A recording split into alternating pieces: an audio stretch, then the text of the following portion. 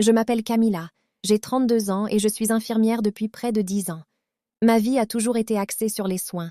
J'ai toujours trouvé un sens à mon travail, soulager la douleur, apporter du réconfort et offrir un peu d'espoir à ceux qui en avaient mille ses besoins.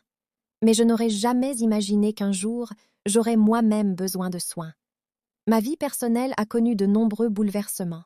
Je me suis récemment séparée de mon ex-mari. Il n'a jamais compris ma passion pour les soins infirmiers.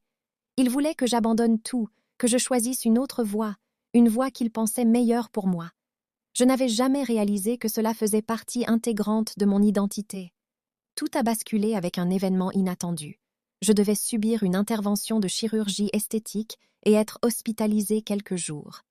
Au début, j'étais une patiente comme les autres, mais il y avait quelque chose de différent chez lui.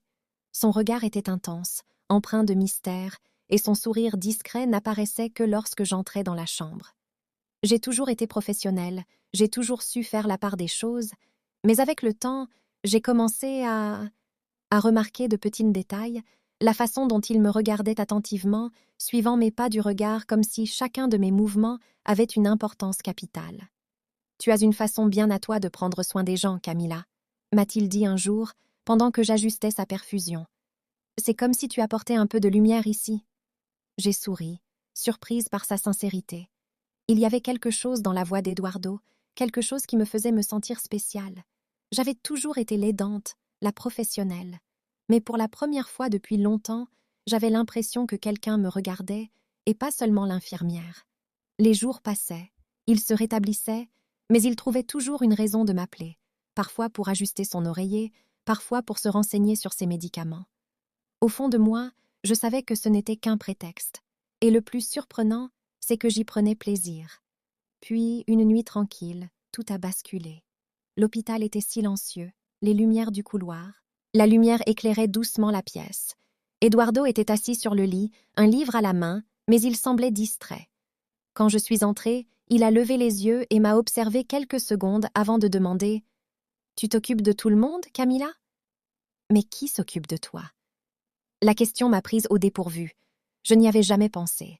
J'ai toujours été forte, toujours présente pour les autres, mais à cet instant, j'ai senti une boule dans la gorge. « Je m'occupe de moi », ai-je répondu, en essayant de paraître ferme. Il a souri comme s'il connaissait la vérité que j'évitais. « Tout le monde a besoin de quelqu'un, même toi », a-t-il dit en me tendant la main.